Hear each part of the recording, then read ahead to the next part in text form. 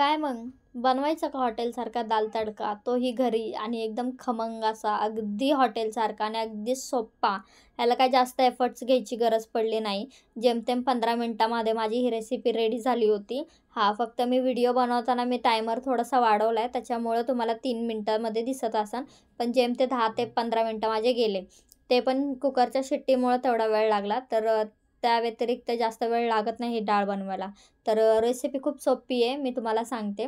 एका बाउलमध्ये ना मी 2 वाटी तूर डाळ, 1 वाटी मूग डाळ घेतली होती. त्यांना छान असं धुवून घेतला. 2 वेळा पाणी बदलून खळखळ धुवून घेतल्यानंतर त्याला साईडला ठेवलं. मग कुकरमध्ये ना मी 2 ग्लास पाणी ठेवलं. त्यानंतर आपण धुवून घेतलेली डाळ त्यामध्ये टाकली. ते टाकल्यानंतर मग त्याच्यामध्ये ना 1 चमचा हळद आणि चवीनुसार मीठ टाकलं आणि त्याला छान असं ना मिक्स करून कुकर लावून घेतला आणि त्याचे 4 शिट्ट्या होऊ दिल्या. 4 शिट्ट्यांमध्ये ना डाळ खूप छान शिजते आणि जास्त एफर्ट्स घ्यायची गरज पडत नाही. त्यानंतर मग मी पुढची तयारी करायला घेतली. तडक्यासाठी ना मी घेतला होता एक कांदा, मध्यम आकाराचा कांदा घेतला होता आणि त्याला ना छान असा बारीक चिरून घेतला. बारीक चिरून घेतल्यानंतर एका प्लेटमध्ये तो कांदा काढून घेतला. त्यानंतर मग मी घेतला टोमॅटो. टोमॅटो ना मध्यम आकाराचा घ्या आणि लालसर घ्या. रसाळ असेल तर अगदी उत्तम, कारण की ह्याच्याने ना चव खूप छान लागते. त्यानंतर मग टोमॅटोलासुद्धा कांद्यासारखं ना छान असं बारीक कट करून घेतला. ते बारीक कट करून झाल्यानंतर मग मी घेतले लसूण. लसणाचे 10 ते 12 पाकळ्या मी सोलून घेतल्या होत्या. ते सोलून झाल्यानंतर त्यालासुद्धा ना छान असं बारीक कट करून घेतलं आणि कांदा, टोमॅटो, लसूण हे एका प्लेटमध्ये ना काढून घेतलं मी. ते झाल्यानंतर मग मी कुकर साईडला काढून घेतला होता. कुकर साईडला काढून घेतल्यानंतर मी त्याचं झाकण खोलून बघितलं तर डाळ इतकी छान शिजली होती ना, अगदी मऊसूत झाली होती. जशी मला पाहिजे होती ना, सेम तशीच डाळ झाली होती. ते झाल्यानंतर मग विस्करच्या साहाय्याने ना डाळीला छान असं मिक्स करून घेतलं. तुम्ही बघू शकता किती छान मिक्स झाली होती आणि किती छान दिसत होती.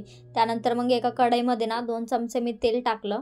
तेल चांगलं तापल्यानंतर त्याच्यामध्ये ना मी आपण बारीक चिरलेलं मागाचं लसूण होतं ना, ते त्याच्यामध्ये टाकून त्याला छान असं फ्राय करून घेतलं. ते फ्राय झाल्यानंतर त्याच्यामध्ये मी टाकला कांदा. कांदा टाकून कांद्यालासुद्धा ना छान असं मिक्स करून घेतलं. अगदी लाईट ब्राऊन कलर होईपर्यंत, म्हणजे गोल्डन कलर होईपर्यंत त्याला फ्राय होऊ दिलं. त्यानंतर मग टोमॅटो टाकला. टोमॅटो टाकून त्यालासुद्धा छान असं मिक्स करून घेतलं. म्हणजे टोमॅटोचा गर अगदी त्यात उतरला पाहिजे असं करून घेतलं. त्यानंतर मग त्याच्यामध्ये धने पावडर, 1 चमचा धने पावडर, 2 चमचे तिखट टाकून ना छान असं मिक्स करून घेतलं. त्याला तेल सुटेपर्यंत छान असं मिक्स करून घेतलं. तेल सुटल्यानंतर मग आपण जी डाळ शिजवली होती ना, ती डाळ त्याच्यामध्ये टाकली आणि त्याला छान असं ना मिक्स करून घेतलं आणि उकळी येऊ दिली. उकळी येऊन दिल्यानंतर ना त्याच्यामध्ये मी टाकलं कोथिंबीर. जितकी जास्त कोथिंबीर टाकाल ना, तेवढी छान त्याला चव येते.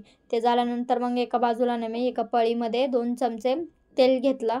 त्याच्यामध्ये 4 ते 5 कढीपत्ते टाकले आणि त्याच्यामध्ये टाकलं 1 चमचा जिरा, 1 चमचा मोहरी आणि त्याचा छान असा तडका करून घेतला. छान असा तडका बसल्यानंतर ना, आपण जी डाळ मगाशी बनवली होती ना, त्या डाळीमध्ये ना तो तडका परत एकदा टाकला आणि छान असं मिक्स करून घेतलं. तुम्ही बघू शकता डाळ अगदी छान झाली होती. आम्ही जास्त तेल एक्स्ट्राचं वरती वापरलं नाही तिखटसाठी, कारण की ऑलरेडी मी तिखट जास्त टाकलं होतं आणि मला कमी तिखटाची डाळ आवडते.